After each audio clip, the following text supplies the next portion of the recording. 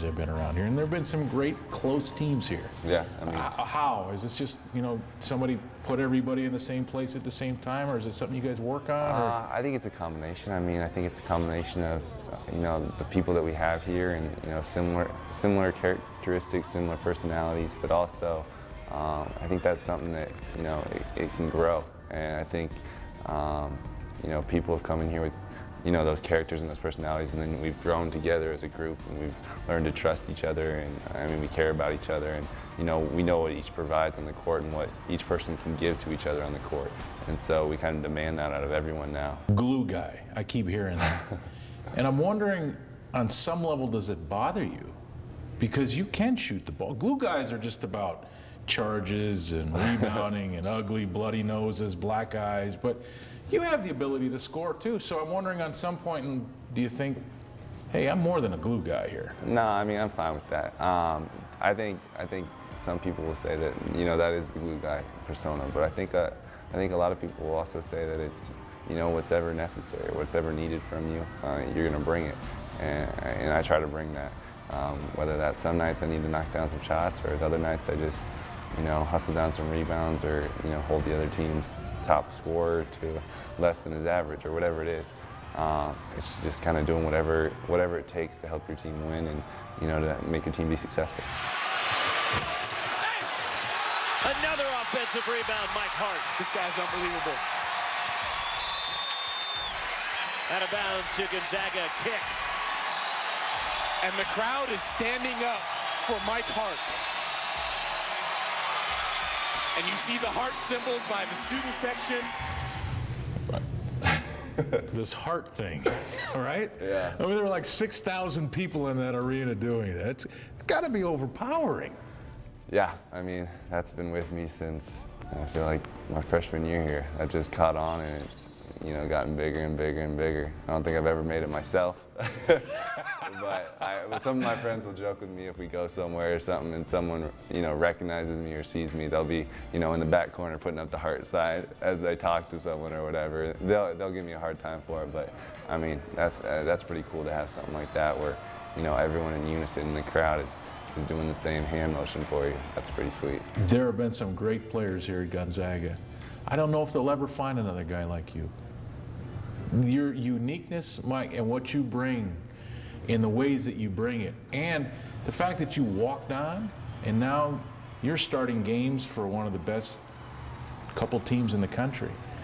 Do you ever allow yourself to kind of look around and say, okay, what happened here? I mean, yeah, I do. I mean, I cherish it, and I understand the position that I'm in, and how fortunate I've been, and how awesome it is that where I've come from to where I am now. And I hope that people can see what I've done, and realize that if you stick with it, or if you work hard enough, or you understand a position or a role that you need to play, that you can be successful, and you can make it in a sport like basketball, which I love, and I wanted to keep playing. I think I'm a good model for that. You have, I don't know, somewhere south of a dozen games left here in your career at Gonzaga. Do you allow it yourself at this point in time at all to think about, boy, you're getting close to the very, very, very end? To a certain extent. Before I got on the floor, before these last few home games, every time we're in the huddle or whatever, I'm thinking to myself, or right before we come out of the locker room, I'm thinking to myself, there's only one or two of these more left at home, or a few more left in the an entire career. Make the most out of it, savor it, make it special.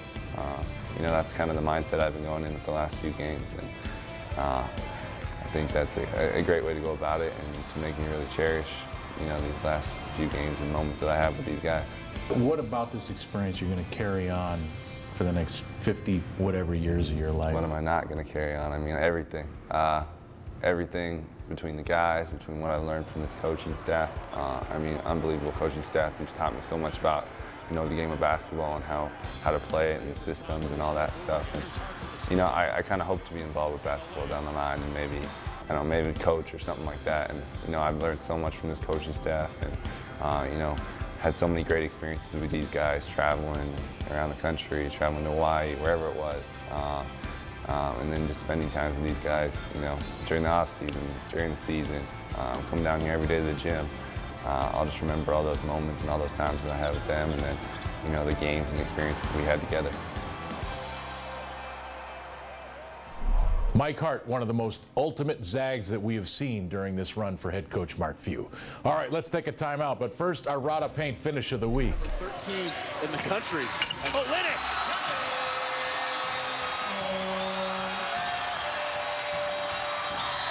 That's ridiculous.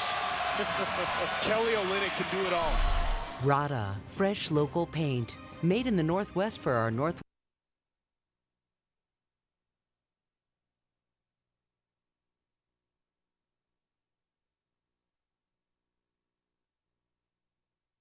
Was awesome. It's all about you at the Coeur d'Alene Casino. Join us for a mouthwatering steak dinner, a pampering spa treatment, or for one of our massive jackpots. Win big and rediscover the Coeur d'Alene Casino Resort. And welcome back to the Mark Few Show. Time now for a Coeur d'Alene Casino fan question of the week. Stella from Spokane writing in, Coach, and wanting to know about seating. Seems like something has flip-flopped here in the last week and a half, because everybody's talking about Gonzaga now in a possible #1 seed, where in the past that seemed like an impossibility. Yeah, and again, it goes back to, you know, at this time of year, that's a good thing. Yeah. You know, that means we're considered for the top spot. That only goes to 4 programs, and it's about your whole body of work during the whole season. Now, we still got a lot of work to do. You know, when you're at Gonzaga, you probably have to prove it a little extra. Sure. You know, and you can't really have any hiccups anywhere. So, I mean, it's going to be difficult to get. We're going to have to, you know, we're going to have to go on the road in a very, very tough environment in Provo this next week, and you know, play very well. And then we're also going to have to play. You know, we got Portland coming in here, and then we got the league tournament. So. You know, obviously, if we can keep it rolling like we have, I think we're in great shape for something like that. But again, it's not going to be an end-all. Sure. Because this year especially, the seeding thing, you start looking at the matchups and everything out there. I mean, it's parity. Oh my goodness, yeah. It's every one of us is going to have a tough road. You know, that first weekend, you're gonna really be tested. There's some really equal teams out there. You start seeing some of those guys, you know, especially in that second matchup of the weekend. You're like, wow. So, but it would be something really special for the program, just like we talked about with the ranking. All right, Stella, great question. Here's what's coming up next on the Mark Few Show. We go beyond the broadcast with Dan Dicka and Richard Fox. Stay with us.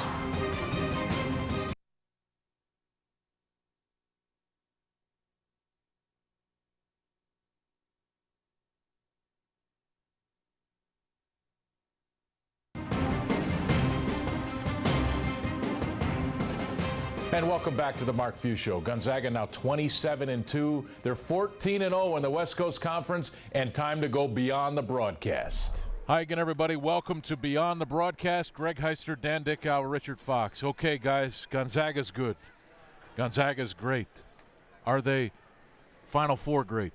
Start with Richard. Yes. I think this team is built to make a run in the tournament. They have the talent level. They might have the best front line. They're right up there with anyone in the country, so you're never going to be overwhelmed along the front line. And I think their guards have really gotten better over the year. I mean, Kevin Pangos has been steady for most of the season. Bell, who struggled for a while shooting the ball, now seems to have found that range. I think they've found some really nice pieces in Barham, in Dranginis, and Mike Hart. In a lot of ways, is that X factor. You know, you're in a tight game in the Sweet 16, or if you can get that far in the Elite 8, he can get you 3, 4, 5 extra possessions. He really adds a lot of value. This team is very, very good, and it's the perfect season to make a run. There isn't one of those great teams, or even 2 or 3 teams that we've seen in years past. There's not a Kentucky from last year or Carolina in 08, where you knew that was easily the best team, and if you had to come up against them, you're going to have a tough time. I think this ball club can beat just about anybody in the country. And Dan, so often in that tournament, it does come down to 1 or 2 possessions. This team certainly seems to have the poise to win on those possessions. Yeah, what they have is they have a number of different options. I mean, you got Kelly Olynyk, Elias Harris, Kevin Pangos, and now they're adding other guys who are getting more and more comfortable in a role where they're going to be able to make shots in big spots, guys like Drew Barham. So I really think this team is built in such a way that they can make a long run, and I really do hope it is in the Final Four. Now, we've only got 30 seconds left. You guys both thought that your respective teams could get to the Final Four. Everybody seems to think their team can get to the Final Four. There seems to be something different about this team. Agree or no? They're more focused, in my opinion. They're as focused as any team that I've seen come through the program on the next week, the next game. They don't seem to be distracted by all the noise around them. And they play so hard for each other. There's no selfishness on this team. I think, not that those teams weren't that way, but they've taken it to the next level. It's just a unique group of individuals. And I think you've got really talented players, and you've got a more seasoned coaching staff too. So once you're in that spot, maybe you don't get hung up like you did in years past. Ladies and gentlemen, that's Beyond the Broadcast. Thanks, guys. Well, the number 3 ranked Zags definitely surfed over the Broncos Wednesday night in more ways than one. During a timeout, surfboards across America made a splash in the kennel as the Zags received their custom surfboard to commemorate their participation in the upcoming 2013 EA Sports Maui Invitational. All right, our Subway Sub of the Week, and it goes to David Stockton. The junior had 9 points, 4 assists, 2 steals Wednesday night against Santa Clara. David Stockton, our Subway Sub of the Week. Stop into your local Subway restaurant for a taste.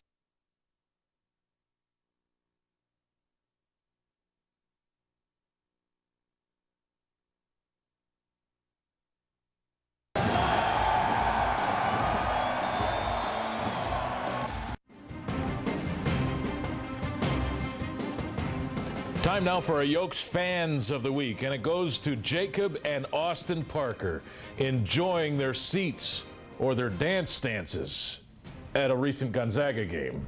Stop by the Gonzaga display at participating Yokes Fresh Markets to pick up your game day supplies featuring foods perfect for cheering on the Zags. One lucky fan each week caught shopping will win tickets to a Zags home game. And welcome back to the Mark Few Show. We got a minute or so, Coach, the week ahead at BYU and then at home senior night against Portland. Yeah, obviously the BYU thing is gonna be really, really tough. Yeah. You know, it's gonna be a heck of an environment. It'll be packed to the gills, and you know, with our ranking coming in there, you know, they're gonna be fired up. It's a physical team, a very good basketball team that plays extremely hard. And then, you know, we come back for, I mean, I hope it's the greatest senior night we've ever had. Yeah. You know, for Guy and Mike Hart. I mean, I think people now appreciate